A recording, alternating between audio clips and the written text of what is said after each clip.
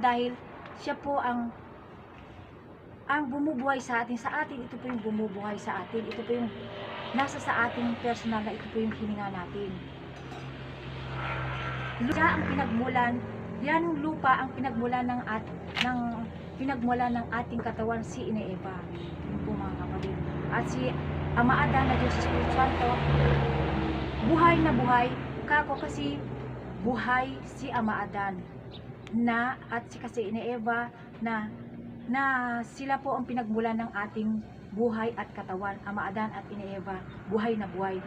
Si Ama Adan, buhay na buhay kako kasi si Ama Adan na sinasabi ng lahat ng reliyon na siya ay namatay o pinalayas o namatay daw sila. Hindi po mga kapatid, dahil ang Diyos na makapangyarihan sa lahat, nagpersonal siya sa pamamagitan ni Ama Adan.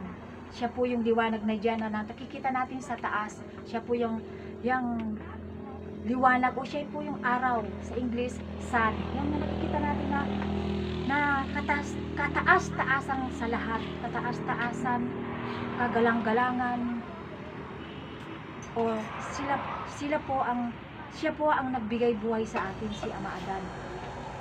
Kaya po huwag nating sabihin na si Ama Adan ay namatay, dahil ayan po siya, kung namatay siya, wala nang nagpamilya, wala tayo na buhay na tao. Okay?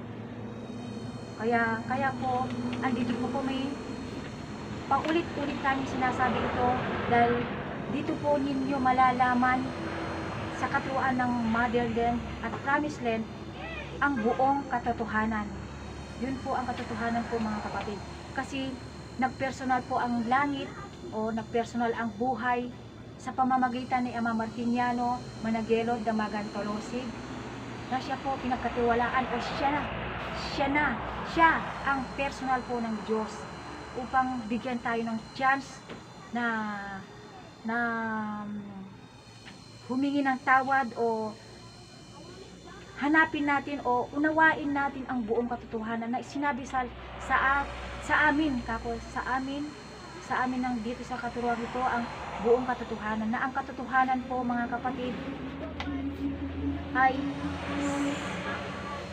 na si Ama Adan ay hindi po nagkasala.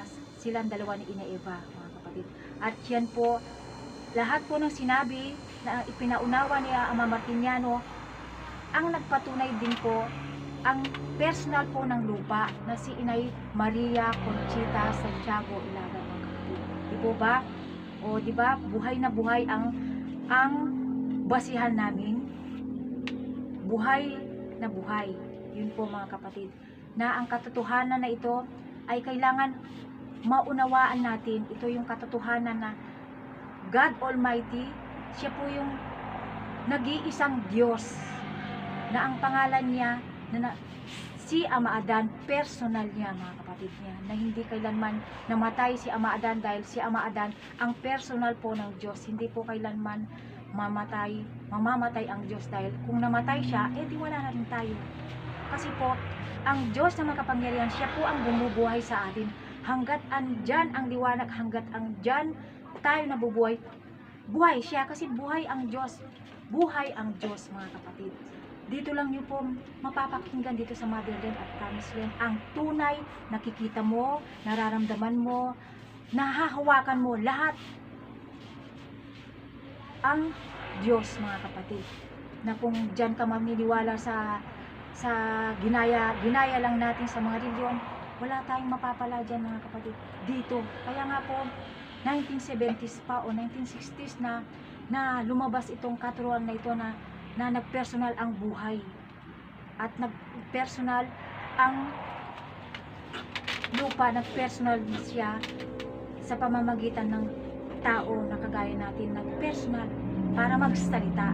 Diba po, ang langit at lupa hindi po nagsasalita yan, pero dahil kay Ama Martiniano at Ina Eva at kay Inay Conchita, nagsalita po sila para sa atin, para sa katotohanan po mga kapatid, para yung mga kasagutan o yung mga tanong natin na bakit kahit na mayaman ka man o mahirap, may na umiiyak dahil sa hirap, yun po ang kasagutan. Ito po, kailangan natin pakinggan ito, dahil dito po natin malalaman ang kasagutan kung bakit tayo nabubuhay na may kahirapan o may naliligayahan o may mayaman at mahirap. Lahat ng mga gusto natin malaman sa buhay natin o sa katawan natin kung bakit nangyayari ito lahat. Hindi, bakit tatanungin natin sa ating sarili na bakit hindi lang kaligayahan lang o kayamanan lang. Kasi nung unang panahon mga kapatid, wala pang langit, wala pang lupa, wala pa si Ama Adan, siya po yung liwanag na yan. Ang liwanag po ang andyan. Ibig sabihin, ang makapangyarihan Diyos, siya po yung liwanag mga kapatid. Kaya yun pa nga po ang ipinaliwanag ni Ama Martiniano na ang makapangyarihang Diyos andyan na. Hindi niya direct na sinabi kasi kaya nga binigyan tayo ng pansariling pangunawa para kung matanggap natin o maunawaan natin ang katotohanan na siya po yung katotohanan na yung ang daan natin para makamit natin ang buhay na walang hanggan at walang kaginhawaan mga kapatid. Ito po yung katuruang ito na ibinahagi o pinaunawa sa atin ni Ama Martiniano.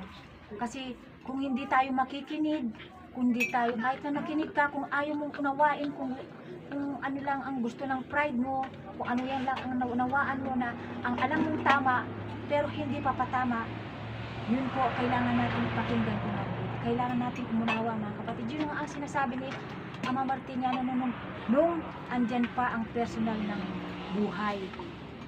Kasi palagi niyang sinasabi na agamiris o umunawa kayo. Ibig sabihin, umunawa pa tayo, agamiris pa tayo, lahat ng katotohanan na sinabi nila ni Inay Conchita, may kapaliwanagan pa mga kapatid. Kasi kahit na sinasabi namin dito na ito ay tunay, ito ay katotohanan, maniwala kayo dito, yun ang sinasabi namin sa inyo.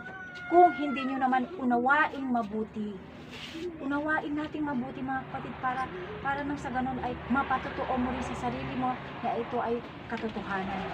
Kaya ito po yung katuruan na ang makapangyarihang Diyos, siya po yung liwanag mga kapatid, liwanag.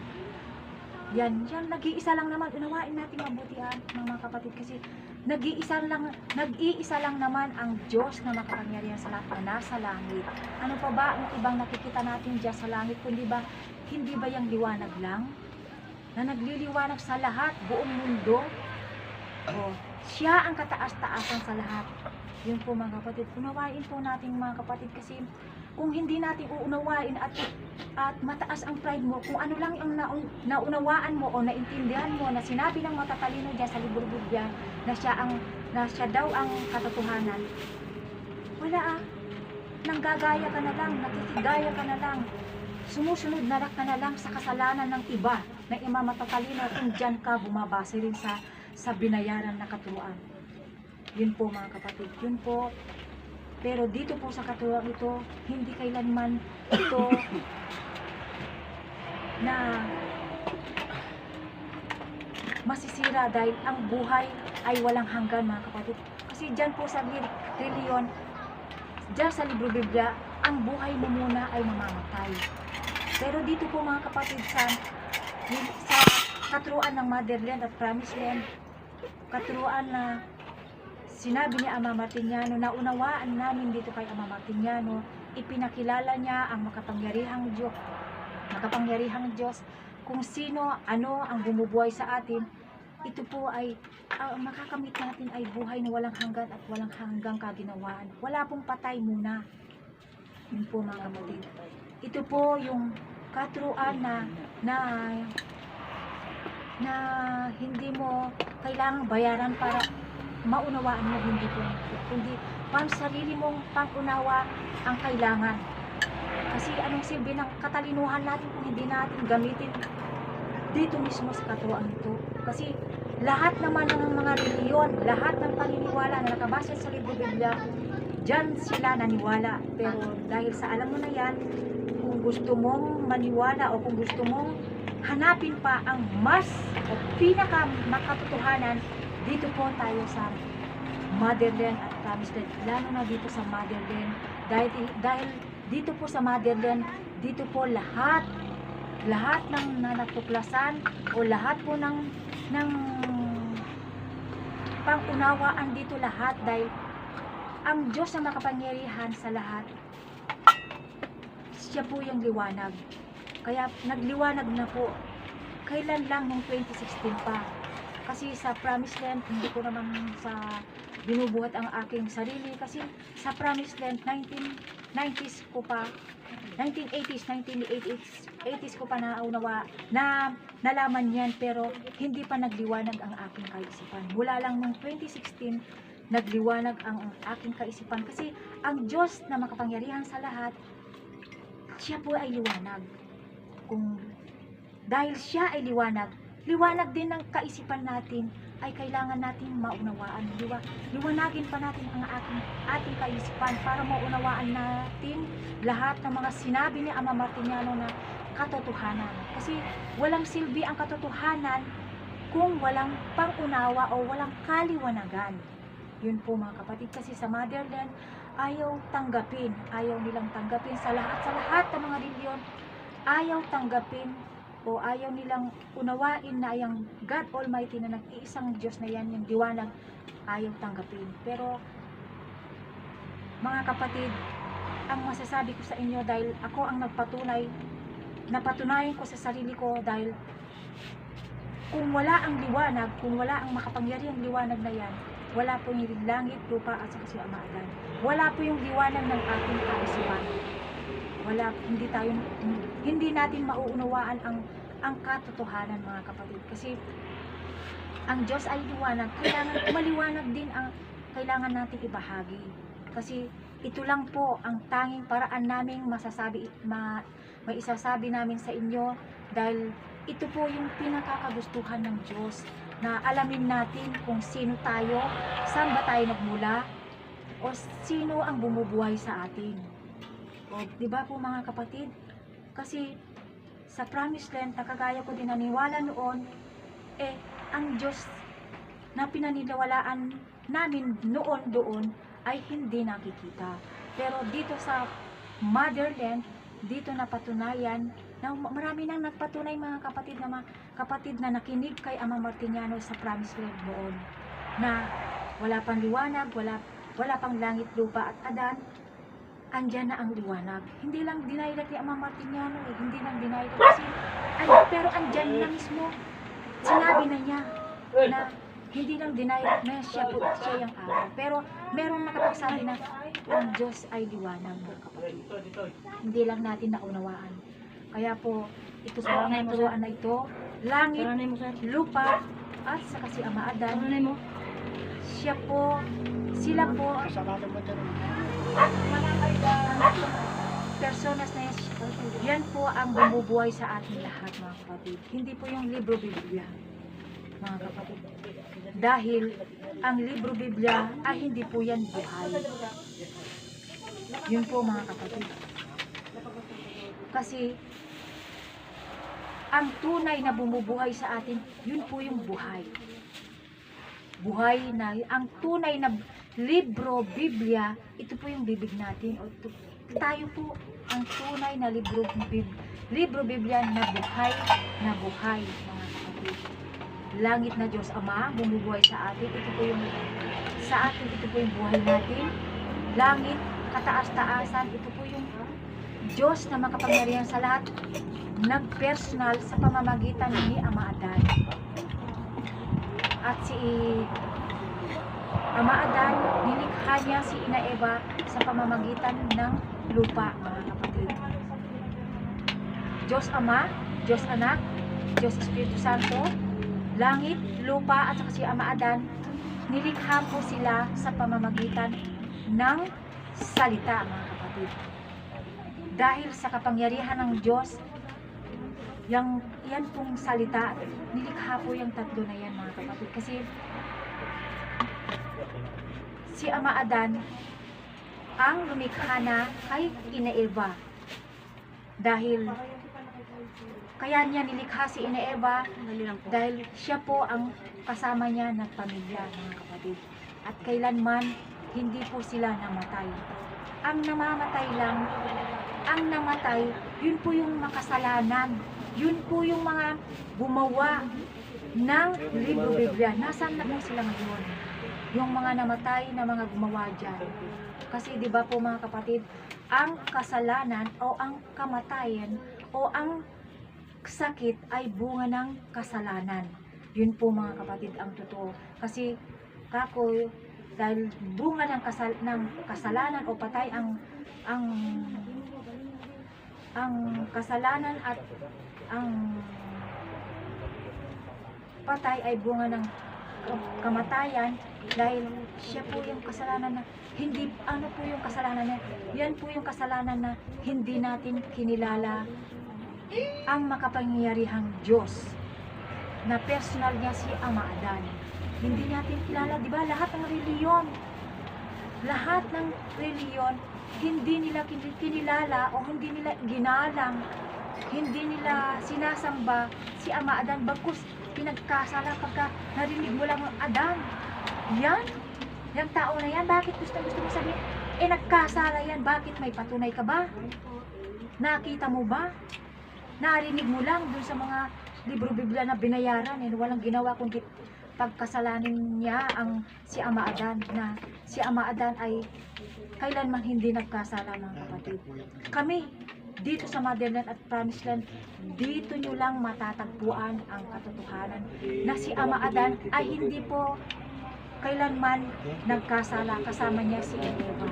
Kung nagkasala sila, wala tayo ngayon, wala na sana sila, kasi ang tao na makasalanan, hindi niya kinilala o hindi niya kilala ang pinagmulan niya, wala na sila. O di ba yung mga gumawa ng libro Biblia, wala na sila, kasi kasalanan mga kapatid, kasalanan sa Diyos o kasalanan sa buhay natin at sa katawan natin, na naniwala tayo sa kay Ama Adan na hindi naman siya ang Diyos, ay naniwala tayo kay Ama Adan na siya ay nagkasala. Ang pinaniwalaan natin ang Jesus Christ na namatay, at siya ang nagsasabing dun sa na Diyos na mamamatay muna bago mamamatay o patayin lahat ng makasalanan. Sabi niya, gusto ba ng Diyos yun na papatayin lahat ang makakasalanan? Hindi po mga kapatid, kundi ang tao, tayo ang pumapatay sa ating katawan. Bakit? Kasi unang-una, hindi natin kinilala ang tunay na Diyos. Hindi natin hinanap si Ama Adan. Hindi natin kinilala ang tunay na Diyos na makapangyarihan sa lahat. Yan po yung liwanag. Bagkus, ano ba yung kwan na yan? Yung liwanag na yan, ang init naman. Kung ano-ano nang sinasabi natin, hindi natin alam. Pag-ibig niya sa atin, pag-ibig niya, wala, hindi naman mainit dati yan, sabi ni Ama Martiniano. Tama lang. Pero dahil sa kasalanan natin, yun po naging mainit na yan mga kapatid. Kasi yan po ang makapangyarihan liwanag na yan. Siya po yung araw na yan mga kapatid. Sa maniwala man tayo o hindi, siya po ay katotohanan mga kapatid. Unawain natin mabuti mga kapatid. Kasi ang liwanag na siya po ang daan natin, o kay Ama Adan at Ina Eva, siya po ang daan, sila po ang Adan. Siya po si Ama Adan, at siya po ang daan natin, na pagka naniwala tayo sa kanya, dito sa katruang ito, ang mga tanong natin sa ating sarili kung bakit nangyayari itong mga natin ito, dahil hindi kasi natin kinilala ang tunay na Diyos, tunay na katruan, kung sino ang mga bumubuhay sa atin. Sino ang bumubuhay sa atin? Ang bumuhay sa atin mga kapatid, si Ama Adan, ang nagregalo sa ating buhay, at nakabuuan ng ating katawan si Ina Eva. Sila po ay banal o holy mga kapatid. Sila ang tunay na banal o holy mga kapatid. Hindi si Jesus Christ o hindi si Jehovah o hindi ang mga pastor. Si Ama Martiniano ang banal kasi personal siya ng Diyos. O demonstra siya ni Ama Adan. Yun po ang katotohanan mga kapatid. Kaya po lumitaw o andito po kami paulit-ulit na kahit na ayaw nyo. Kasi ang gusto ng Diyos, ipaulit-ulit namin sa inyo o pakinggan nating mabuti ito para maunawaan natin mabuti. Kaya paulit-ulit para maunawaan natin ang buong katotohanan. Kasi sa isang sa isang salita mo lang o isang pakikinig mo lang, hindi mo agad-agad na maunawaan eh. Uunawaan mo pa, maghahanap ka pa ng research. Kaya nga may sarili kang maunawa para kung gusto mo mapatunayan ang katotohanan, mag-research ka sa mga taga-mother din o trans din, sa lahat ng mga nakaalam dito sa katuruan ito. Kasi hindi lang sa isa. Kasi kung hindi ka naniniwala sa isa, hindi ka nakontento sa isa, pupunta ka pa sa isang kapatid hanggang sa masagot na lahat ang mga katanungan mo o katanungan natin tungkol sa tunay na kwento ng ating buhay at katawan. Kaya huwag natin sasabihin na ito po ay haka-haka namin kasi wala namang kaming masasabi kung walang ipinaunawa si Ama Martiniano. O diba mga kapatid? At kasalanan po mga kapatid ang manggaya o gumagawa kami ng kwento. Kasi ang gumagawa ng kwento, lalo na kung hindi naman katotohanan yan o lalo na kung hindi sa katuroang iisang Diyos, kasalanan po yan mga kapatid. Kaya po andito po kami sa inyo na hindi nagsasawang mag-message sa inyo, magpaliwanag sa inyo kasi gusto namin magtulungan tayo, magkaisa tayo dito sa katuruan ito, sa paniwala mo dito, sa pakikiisa mo sa amin, o matanggap mo ang tunay na Diyos. Magkakasama tayo na harapin ang buhay na walang hanggan at walang hanggang kaginhawaan natin lahat. Yun po yung kasagutan sa bakit tayo naghihirap, bakit kahit mahirap, kahit mayaman, naghihirap din. Akala nyo hindi kayo naghihirap. Naghihirap din kayo dahil sa kayamanan nyo. Naghihirap din pati yung mga walang pera, naghihirap din. Kasi yun po yung resulta, yun po yung kabayaran ng ating kasalanan. Anong kasalanan? Yun, hindi po natin napatunayan ang katotohanan. Doon natin, lagi na lang tayo sa libro Biblia, sa Diyos na hindi nakikita, sa Diyos na patay muna, mamatay ka muna bago, o bakit, yung mga nagkakasakit dyan, yung mga nagkakasakit, wag na dapat kayo uminom ng gamot, kasi kung naniwala naman kayo na mamatay ka din naman pagkatapos mabuhay, o di wag na kayong maggamot, para, kasi naniniwala naman kayo na mamamatay din naman mabubuhay naman pagkatapos ng kamatayan. Pero dito sa katuruan itong mga kapatid, ang Diyos ay forever, forever din ang makakamit natin ay premyo natin lahat. Kaya ito po ay yung sinasabi namin na magtulungan tayo, lalo na itong katuruan dito. Kasi ito lang ang pangarap ng Diyos na magkaisa tayo dito sa katuruan ito. Yung hindi tayo nag-aaway sa katuruan sa isang Diyos. O di ba yung mga reliyon, iisa na lang, Jesus Christ lang naman ang andyan. Pero bakit tayo nag-aaway? Bakit? Kasi pinag-aawayan. Kasi mas marami ang pupunta dun sa isa, siyempre mas maraming abuloy. Tatawarin mo, mas maraming donation. Mas maraming donation. Kaya nag-aaway mga tao. Hindi po kagustuhan ng Diyos yun. Gumawa siya, lumikha daw o nagpagawa daw ang Diyos ng libro Biblia, o di pinagot pa niya yung tao, makapangyarihan na nga siya. Bakit pa niya tagurin? Meron nang dahil ang Diyos ay salita. Meron ng libro Biblia, di andyan na dapat. Bakit pa niya papagurin yung tao? Yun po mga kapatid. Isipin natin mabuti mga kapatid. Kung tama ba yan na mag-aaway tayo? Mag-aaway kayo dyan sa reliyon na yan? Yun po. Pero dito sa katuruan ito mga kapatid, walang pinipili. Basta gusto mo makinig, basta gusto mo tapat, taos-puso kang makinig dito, pumunta ka ng personal dito kung gusto mo masagot lahat ng gusto mo, malaman sa pinagmulan ng iyong buhay at katawan. Kasi kung gusto mo lang alamin kung paano ka kumita ng pera, kumita ng pera, marami ka ng pera, gusto mo pang kumita ng maraming pera para maipakita mo sa tao na maging sikat ka, hindi ka gustuhan ng Diyos yung mga kapatid. Kasi hindi naman po tayo Sa live lang, o ito binuhay o nabuhay dito sa ibabaw ng mundo para maghanap, magpakapakod dahil sa pera. O yan, nung unang panahon mga kapatid, nung andito si Ama Adan at Ina Eva, walang kumakain, nagpapakasaya lang ang mga tao, wala namang nagtatrabaho, puro nagpamilya lang ginawa, kasayahan, kailan mo gusto pumunta sa iba, sa bandaron, masaya.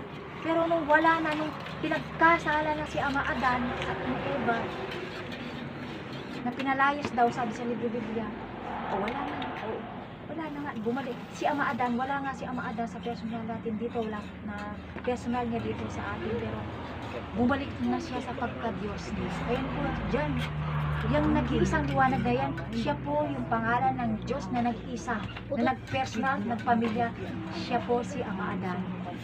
Mga kapatid, na unawain po natin mabuti yung mga pinaniwalaan mo dyan. Kahit sino, kahit iglesia, lahat ng reliyon pwede ka dito. Hindi kagaya sa mga ibang reliyon na may narinig lang o nakita sa'yo na hindi maganda sa kanila, sa paningin nila, o kung ano yung bawal sa kanila, nakita ka lang o narinig mo lang na may ginawa ka, ititiwalag ka na, hindi to, hindi. Maniwala ka o hindi, o naniwala ka man dito, bahala ka na sa sarili mo. Kung alam mo na nga ang katotohanan, bakit mo pa gagawin yung ikinasasama o ikinasisira ng iyong sarili? Ayun po mga kapatid. Oo nga po mga kapatid, bakit kasi yung mga na umiinom ng gamot at hindi umiinom ng gamot, o yun po yung mga pagkakaiba. Kasi yung mga sa mga reliyon, umiinom ng gamot, hindi sila nagtiwala, hindi nagtitiwala sa Diyos na makapangyarihan. Kaya may nasisira kasi dahil sa no-overdose na. Pero dito sa katuwang ito mga kapatid, hindi niya sasabihin uminom ka ng gamot. Yung gamot na nabibili. Ang gamot nito, tanggapin mo ang tunay na bumubuhay sa'yo. Tanggapin mo itong katuwang. Tumarin, buti ko ng petiso. Tumarin o inumin mo, ibig sabihin, lunukin mo, ibig sabihin, tanggapin mo. Sa taos-puso mo, sa inyong puso, damdamin, tanggapin mo. Yun o. Kasi kung naniwala ka din sa katuwang, ito hindi mo rin uminom ka din ng gamot o kung anong hindi wala din, walang silbi, hindi ka nagtiwala sa Diyos. Nagtiwala ka sa libro Biblia, dahil sa mga matatalinong tao na siya, yan ang itinuro sa atin mo. Paano kung wala tayong pera, hindi na tayo makakagamot, hindi na tayo magagamot, o may gamot ka man o wala, uminom ka man ng gamot o hindi, yung iba namamatay, yung iba binibigyan pa ng Diyos, yung mga nabubuhay, binibigyan pa ng Diyos yung mga kapatid ng chance. Kasi kung narinig mo na itong katuruan ito, hindi mo pa naunawaan, hindi mo pa inunawa, hindi ko na kasalanan, hindi na namin kasalanan, kasi andyan na sa harapan mo, nasa pakikinig mo na ang katotohanan, hindi ka pa naniwala. Yun po mga kapatid. Kasi ito pong katuruan na ito, hindi po namin ipinipilit. Kasi ang buhay po natin, hindi natin ipinilit. Hindi po pinilit na tayo ay mabuhay. Ito po yung pinagkaloob na sa atin. Ipinagkaloob sa atin, regalo sa atin na kailangan pangalagaan natin. O kailangan natin sambahin ang tunay na Diyos. Pero anong sinasamba natin ngayon? Hindi ba? Kilalanin natin sino ang kinikilala natin. Pero dito sa Motherland, the Promised Land, dito, lalo na dito sa Promised Land, ang kinilala, dito sa Motherland, kinilala po ang makapangyarihang nag-iisang Diyos, yan po ang liwanag. Yun po ang katotohanan mga kapatid. Sa ayaw mo nyo man o hindi, ito po yung katotohanan. Kasi buhay na Diyos. Samantalang dyan sa libro Biblia o sa Jesus Christ, Jehovah, hindi mo naman nakikita anong connection sa inyong buhay. Si Jesus Christ nga o si Jehovah, hindi nyo pa kailanman nakita. Naniwala na kayo. O dito sa amin, nakikita. O yung kitang-kita. Na kung wala yan, hindi tayo mabuhay. Bakit hindi tayo mabuhay? Kasi kung wala liwanag, wala ang langit, lupa at saka si Adan na bumubuhay sa ating lahat. O, hindi po ba? Kasi yan pong libro Biblia, yan ang tunay na haka-haka. Haka-haka kako dahil siya po, yan po ang ginawa ng mga matatalinong tao para pagtakpan o pagkasalanan nila. Ginawa nila ng kwento si Ama Adan at Ina Eva na nagkasala. Hindi naman nagkasala. Hindi nga sila nila nakita. Hindi nyo na nga nakita. Hindi ko rin nakita. Pero napatunayan nyo ba? Hindi naman mga kapatid, di ba? Kaya ito po ang katuroang iisang Diyos lumikha ng langit, lupa at saka si Ama Adan. Si Ama Adan ng personal ng Diyos po mga kapatid. Magkaisa tayo dito sa katuroan ito. Paano tayo magkaisa? Magkaisa tayo na alamin o unawain nyo na ang katuroan ito po yung tunay, hindi lang haka-haka, ito po yung katotohanan na may kapaliwanagan mga kapatid. Kasi kung katotohanan kayo sa panapaniwala, Patunay mo na ang katuruan nito. ito po yung katotohanan kako, dahil ang katotohanan po mga kapatid, itong katuruan ito dahil ang Diyos po ay siya po yung liwanag may nabuhay. Una niyang nilikha, siya po yung liwanag, ay yan po langit. Makatotohanan yung langit dahil sa personal natin, ito po yung buhay natin. Yan po ang pinakabubong natin na siya po ang personal niya, pinagbulan ng ating buhay o ang pinagsabihan ng katotohanang katuruang iisang Diyos si Ama Martiniano, mga kapatid. At yung lupa, katotohanan yan kako dahil katotohanan, totoo siya dahil kahit hindi nagsasalita yan, hindi gumagalaw, hindi siya nagsasalita kasi lupa siya, pero nagsalita sa pamamagitan ni Inay Conchita. At ang lupa, kaya sabi ko makatotohanan dahil ang lupa, mga kapatid, kahit anong itanim mo dyan, nabubuhay, di ba? Pero ang lupa, unang-una sa lahat, siya po ang pinagbulan ng ating katawan sa kay Ina Eva, at si Ina Eva, pinagbulan niya ay lupa. Di pa po ba? O kahit na hindi nagsasalita yan, buhay na buhay, binubuhay tayo. At kung wala ang lupa sa ngayon, hindi tayo mabuhay dahil dyan tayo kumukuha ng grasya. O, di po ba mga kapatid? Yun po. At saka si Ama Adan, katotohanan siya dahil katotohanan, totoo siya. Na kung wala tayo na personal niya, o wala ang buhay natin at ang katawan natin, personal nila, hindi po tayo nabuhay mga kapatid. Wala ang pamilya natin. Wala tayo mga nagsasalita dito, wala tayong mga kapatid ngayon. Yun po mga kapatid. Kaya ito po ang katuroan na ito, tunay na katotohanan. At may kapaliwanagan. Ang kapaliwanagan niya, yun po yung nagliwanag sa atin.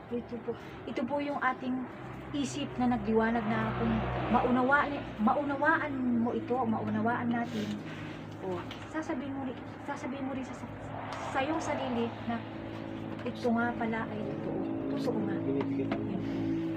Kaya ito po ang aking mensahe sa inyo. Nagpapasalamat ako kay Ama Martiniano Managelot Damagan Talosig, personal ng langit, at sa pamamagitan ng personal ng lupa, si Inay Conchita, Inay Maria Conchita Santiago Ilagan. Siya po ang nagpatunay na ang Ama at Ina, sila po ang nagpatunay ng buong katotohanan. Hindi lang sa Promised Land ang katotohanan, hindi lang Motherland, Promised Land at Motherland, Ama at Ina, siya po ang pinagbulan ng katotohanan ng salitang iisang Diyos po mga kapatid. Kaya kung gusto mo o kung mahal mo ang iyong sarili o ang iyong buhay o lalo na ang Diyos, dito po tayo sa katuruan ito mga kapatid. Makinig tayo kasi lahat naman ng mga andyan sa sa Facebook o sa kahit sa anuman, pinapakinggan nyo kahit hindi gaanong maganda o mabuti, kahit mga hindi maganda, pinapanood natin. Pero ito po yung hinahangad, laging hinahangad ng Diyos na magkaisa tayo, na nakilalanin natin si Ama Adan at Ina Eva. O ang Diyos na makapangyarihan sa lahat, siya po yung liwanag. Andiyan na po, nakikita natin yung Diyos na makapangyarihan sa lahat. Kahit hindi ka pupunta sa simbahan, andiyan ang Diyos. God is everywhere, ika nga. O, ano pa ang silbi ng God is everywhere? Kung doon ka pa lang sa simbahan, pupunta doon para makita mo ang Diyos. Ang sinasabing Diyos doon, wala namang buhay yung Diyos na sinasabi, gawa-gawa lang ng tao. Ang tunay na Diyos, na makapangyarihan na Diyos, siya po yung liwanag. Kahit hindi na rin sila pumunta rito. Pero, ang katuruan ng Motherland at Promised Land, kailangan yung matutuhan o matutunan o kilalanin dito sa Motherland at Promised Land. Kung gusto nyo kapaliwanagan, buong kapaliwanagan dito sa Motherland. Ang pagkukwentuhan, ang pag-usapan natin, isang Diyos na makapangyarihan sa lahat. Pero kung sa reliyon ka rin lang pupunta o sa simbahan, ang Diyos doon na hindi naman magsasalita ang Diyos doon.